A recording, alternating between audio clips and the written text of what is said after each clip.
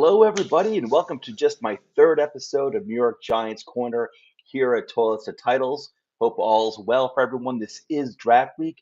I'm really psyched about it, so looking forward to it. This is like one of my favorite times of the year outside of the major holidays like Christmas. But I'll tell you, as a major football fan, this is like Christmas to me because I don't care what team you're a fan of, you're going to have some Christmas presents to unwrap. Well, not Christmas presents, but you're going to have presents to unwrap again this week. Even if you don't have a first round pick, even if you don't have a second round pick, eventually third, fourth round, you'll have some picks and it's going to be exciting. But anyway, this is New York Giants Corner here at Toilets to Titles. I'm Joe J underscore Clark, your host of this program, big time Giants fan here at Toilets to Titles. And I want to talk about Kadarius Toney. All right, the curious case of Kadarius Toney. And gotta love this guy, scares the living heck out of me, but I absolutely love this player. And I'm really intrigued by him. But I did want to talk about everything that was going on. There was a lot of news that was breaking over the past few days. Like I said in my introduction video a few weeks ago or like a month ago, I'm not really one for hot takes unless my team is kicking butt and doing really well. I'll come on, I'll be excited. But other than that, I tend to, when news breaks, I want to see what else comes up. So I'm not really into first take reactions. I like to see how things develop. I like to mull things over. So I want to talk about Kadarius Toney, the news that broke a few days ago that he may be traded, that the Giants were looking to trade into him. I felt that there was some misleading information going on just a few days ago when the news first broke, but and I do feel better about things now. And I had a feeling about a few things that were going on a few days ago that I do want to talk about.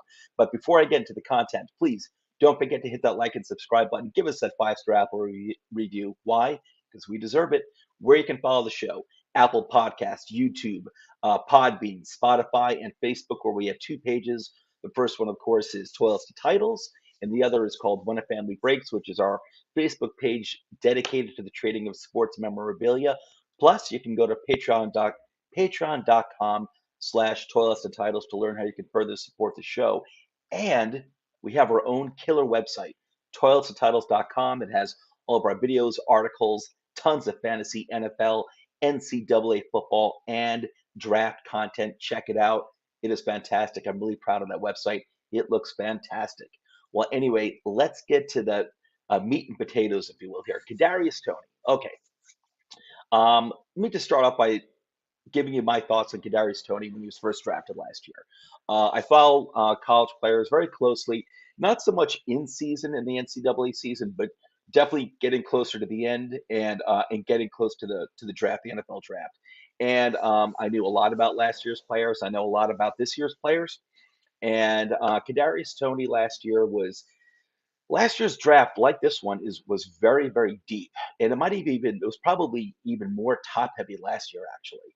But two really deep draft classes back to back, and Kadarius Toney, there were probably like maybe like 40 players overall that could have went somewhere in the first round last year, at least 40, I'd say, that could conceivably go in the first round. And that doesn't mean that they'd all go in the top 10 or top 15, but definitely in the back half of the first round and say like the last 6, 7, 8 picks, there were plenty of players that could have went there that wound up going in the second round, such as Elijah Moore, wide receiver, who went early in the second round to the Jets. Prime example of a player who could have went in the back end of the first round, maybe even number 20 to the Giants, and no one would have blinked an eye. Kadarius Toney, I felt last year, had first round talent. At least, excuse me, he had first round potential talent. He had intangibles that you can't teach. They call him the human joystick for a reason because this guy is really hard to tackle. He's incredibly quick on the field. He's unlike pretty much any other player or close to it that I've ever seen in my 40 years of watching football. He is exciting to watch. However, I had a lot of questions about the guy, such as that like his last year in college football, which was in I guess the 2019 and 2020 season, excuse me, the 2020 and 2021 season. Um, that was his one only really big year. And he put up like a little less than 1,000 yards in that season. He put up like 900 yards. It was a COVID shortened season, but he put up 900 yards. I forgot how many touchdowns, but it was a pretty decent amount of touchdowns. So he had a good year, but that was really his only good year. And because before that, He wasn't really used all that often. He was injured quite a bit throughout his college career. Okay, but you saw his last year in college. He put together great tape. Now this guy was not a polished route runner at all. He's more of like a freelancer, so he's got a lot to learn. But the guy brought some really exciting. Really, he brought a lot of excitement to the game. And but I got to be honest, well, before I go there, another thing that worried me too was that he was not their number one receiving option at Florida, the college program that he went to. That was Kyle Pitts, the exceptional tight end, who I think went number 4 overall, if I recall correctly, to the Falcons. But Kyle Pitts was the number one weapon on Florida's very potent offense. Kadarius Toney was like number 2, and so it worried me that you're taking the player in the first round, and at number 20, which is still pretty high. Uh, you're taking him at number 20, a guy who was not even the number one receiving option, the number one offensive option at on that offense. You still had some other, if you wanted to go wide receiver at number 20, you still had Rashad Bateman out there, who was clearly the number one wide receiver out of Minnesota, I believe it was, and even had Elijah Moore, who I believe was the number one wide receiver out of Ole Miss, who wound up going in the beginning of the second round to the Jets. And they were more polished products too, definitely more polished than Kadarius Toney. Kadarius Toney's ceiling was probably higher. You could argue that it could be higher if he reached his full potential. But those were my worries. And when he was first drafted by the Giants, my instant reaction, to be honest, was like Kadarius Toney. That was like the one guy who I really did not want in the first round. I would have been happy with him in the beginning of the second round, but at number 20, kind of worried me, to be honest with you. But I quickly, probably within a minute, got on board because the guy is exciting, and I didn't know anything about his background at all. But you fast forward to camp, and I don't care about that whole shoe thing. The guy had like the wrong shoe. There was all this footage of him, like his first day of practice, practicing without one shoe on. It was because he always wore Nikes. Then he signed an Adidas deal after he got drafted by the Giants, and the Adidas didn't fit him. I don't care about that stuff. But the guy, he missed, like, chose not to go to the voluntary rookie camp uh, that is held after rookies are drafted. And he said that he was advised by his attorneys or agents or whoever not to go until the contract is signed. Eh, I get it. I get it. Really, there are things in place where you go to the camp, you're not really going to get screwed in your contract. At least you're not supposed to. There's like a gentleman's agreement that it's understood that you're going to get the contract that you would have gotten anyway. If you go to that rookie camp even before it's signed, if say you go to the camp without signing the contract that and you get injured, you're still going to get the contract as a gentleman's agreement that you would have gotten anyway. So he should have been there. He didn't go. Still not a big deal. Throughout all of last year, in the summer, he missed most of training camp in the summer due to various injuries. Didn't know the playbook well enough. That's why we didn't see him really like the first 3 or 4 games of the season, first few games of the season, because he didn't know the playbook. But he's a rookie, and we all knew he was a very, very unpolished product. But when he finally did get on the field, the guy was really exciting, put up some really intriguing numbers, and you could see the potential there. It really flashed bright. Um, but then he was injured throughout most of the rest of the year. All these various injuries, allegedly. I'm not completely convinced that at the end of the year, when we hardly saw him, if he saw the field at all, like the last 3 or 4 or 5 games of the season, I'm not even convinced that it was all injuries. I have a feeling he was being held back because he didn't know the playbook, and the coaching staff at the time was pretty pissed at him. That's just my feeling. It's not anything I know for a fact, just a gut feeling of mine. I could be wrong. Maybe he was injured. Okay, chalk it all up to a whole bunch of various circumstances where this guy has just had a string of bad luck in his rookie year. All right, I'm cool with that. No problem. Now you got a new year, you've got a new regime, new GM, new head coach, all new coaches in offense for the most part. You got a whole new offensive playbook. And you would expect that someone entering their second year who had a lot of issues last year, whether it was injuries, what have you would think that that person would be at the voluntary camps. Okay. He wasn't. And a lot of other key players were there, like Sterling Shepard. Um, I'm sorry, I'm brain fog. Kenny Galladay, the wide receiver, the expensive wide receiver they signed last year. Other players were there too. You would think Kadarius Toney would be there because it was his second year. He really didn't accomplish all that much. He left a lot on the table last year. It was important for him to be there. And I give people a lot of benefits of the doubt. I'm totally open to different personalities. Some people are quieter than others. Apparently, he's a quiet guy and he doesn't like really trust people. It takes him a while to trust people. I guess that's fine. I mean, that's no problem with that. But you got to realize, when you're Kadarius Toney, you were drafted in the first round. This team is relying on you a lot. Even in your second year, they're relying on you a lot. I know it's voluntary. Everyone knows it's voluntary, but it's not like you're Michael Strahan near the end of your career, or it's not like you're like a veteran who's been there like 5, 6 years, who's really proven yourself. A proven star who knows the ins and outs of the wide receiving trade. You're nothing like that at all. You're a second year player who hasn't really accomplished much. And it's important for you to be in those voluntary camps because I had, for example, I had I follow like 35 Giants content creators, at least, no exaggeration. I like them all. And there's I'm not going to name who because I'm not trying to call them out. I'm just trying to make a point here. They had posted on Twitter, I think, a question like, well, and they were seriously defending Kadarius Toney, and their question was, well, listen, if you didn't have to be there, at work, when it was voluntary, would you go? And the question was asked like, of course he wouldn't. And I looked at that tweet and I'm like, heck yeah, I'd be there. Are you kidding me? I'd be there pretty much for any job that I hardly just really wasn't good at, was new at, and I knew I needed to learn. I don't care if it was even if it wasn't the NFL, even if it was any other job, yeah, I'm going to be there. Because I do want to learn, and I also want to make a good impression too. Not just on my superiors and my supervisors, the people I report to, but the people I work with as well. But you damn right I'd be there if I was an NFL player. You can lose so much as an NFL player in the bat of an eye. You could all of a sudden find yourself creeping down the depth chart. If they, for example, draft another wide receiver in the first or second round, they can get tired of you pretty quickly. Things can end pretty quickly, and an injury can end your career quickly. But even regardless of an injury or not, you could find yourself heading down the pecking order. Nothing's guaranteed to you, and jobs rely upon your performance, not just you, but if you're a first round draft pick, these teams are relying on you. It's not just the Giants, and you can say that for any team. You have coaching jobs that rely upon you. You've got your teammates' jobs and future contracts relying upon you, at least on some part. If you're a big part of this offense, you're going to help this offense click and you're going to help it stay on the field. Everyone's going to look better. Your quarterback's going to look better. Your fellow wide receivers are going to look better. Your running backs are going to look better. Your offensive line's going to look better. You're going to help everyone look better if you're performing. You need to be there to perform.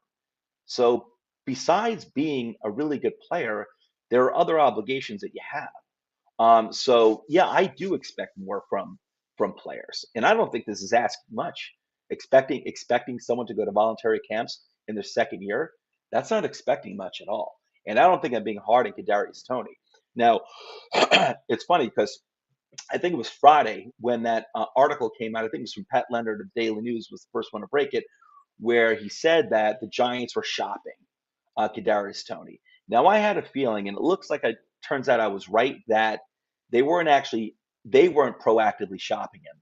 Apparently, there were teams that were calling the Giants about him, and they've said that they will field calls on any single player, rightfully so, because this is a team that is far from being competitive from a Super Bowl, or even the playoffs, to be honest with you. So it's their obligation to at least field calls on any player. I don't care who it is, because you never know. Maybe someone's going to throw you like multiple first round picks, like the Seattle Seahawks did to the Jets for Jamal Adams, a safety, a talented, very talented safety, but a safety nonetheless. So these things do happen. So you do have to listen to any offer. But I wasn't surprised that it sounds like they weren't actually shopping, but it sounds like they were serious about it. If they got a good offer for him, they're willing to trade him, and I can't blame them. And it stinks because you want to root for someone like this. He's exciting. You want him to. You of course you want your team to succeed, and you want your first round pick to succeed, and you want your potential stars to actually develop into stars. But they have to understand that you're not going to be a star just by showing up alone, just on the talent that got you through, 1 year of good play at college. There's so much more to it. And your teammates really aren't going to put up with it. And you may have your defenders in the fan base now. That's gonna that's gonna mellow out over time and fairly quickly. Look what happened to Joe Judge last year. I realize he's not a player, he's a coach, but our entire fan base was behind Joe Judge. Like, you know, uh, all of last year's off season in the summer, and then it ended pretty much after game one when we got destroyed by Denver and the offense looked like garbage again. The defense looked bad too, but the defense wound up being pretty good again. But the offense looked horrible again. The team looked unprepared. I've never seen a head coach lose a fan base faster than Joe Judge did last year. And it was pretty much game one. And I'll tell you, for me, it was pretty much game one. I was kind of like tired of it already. And then I'd say by like week three, week four, people were done. And that can happen to a player too, especially someone who hasn't achieved anything. You look like Odell Beckham Jr. We could argue about Odell Beckham Jr. I mean, people kind of need to move on from that already. It's been a few years, but that guy at least had a heck of a record, heck of a career with the Giants for like 4 or 5 years. He had something he could rely upon. He proved himself. Kadarius Toney hasn't proved anything. You got like half the fan base at least, like really going bad to heart for this guy. Really going to bat hard for this guy. My point being that I'm not hating on him. I don't really hate on people. I don't hate on players. That's not me. But I know what I know, and I'm like 50 years old. I have a lot of life experience behind me. You need to show up for your job. This is a job that you can lose pretty quickly. And like I said, I want to reiterate this. It's an important point, in my opinion. Other people's jobs rely upon what you do. If you show up and you work your butt off and you still fail, that's one thing. That happens. But to not show up, to not do what you're supposed to do, uh, and this is, in my opinion, this isn't even just extra effort. This is just effort we're talking about. To not grab this opportunity by the reins scares me that I'm not seeing that. And I think it's logical that you would show up, anyone would show up at this voluntary camp in their second year with a new regime and a new playbook, and not be ready to go to at least try to get better, and to help your team out. I think it's an obvious thing. So I'm not here to like to stoke any flames or anything. Again, I'm not trashing the guy, but I'll say he's got me worried.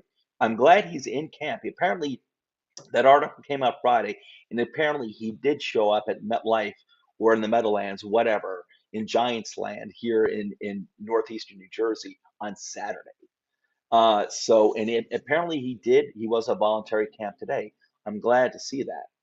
But I really hope the nonsense ends with Kadarius Toney. And it's on Kadarius Toney. It's not on anyone else. It's not on Brian Dable, the head coach, to baby this guy, which I felt like the coaching staff, at least Joe Judge did last year. And it used to worry me with Odell Beckham Jr. too. We saw the same thing with Tom Coughlin. It seemed like he babied him. Now, I never want to see, I really don't like the idea of a head coach slamming a player, especially a young player, in public in front of the media. I don't expect that, but hopefully there was some real talking going on to Kadarius Toney, a real stern talking going on with to Kadarius Toney from Joe Judge last year. I don't know if it sank in, but these players, listen, they're young. They're not kids; they're young adults. All right, they know right from wrong, but still, they're not always going to make the best decisions because they're not always mature. Um, but sometimes they need to be talked to. Honestly, with Tom Coughlin, he kind of worried me too because I thought it seemed like publicly he kind of babied OBJ, which was very un-Coughlin-like at the time. Like his first year or two before Coughlin was gone. I'm talking about OBJ's first year or two, and I don't want to see the same thing with Kadarius Toney. I'm not looking for him to be embarrassed in the public in front of the media by the head coaches, but I don't have a problem with laying down the law with any player. And I really hope Tony succeeds.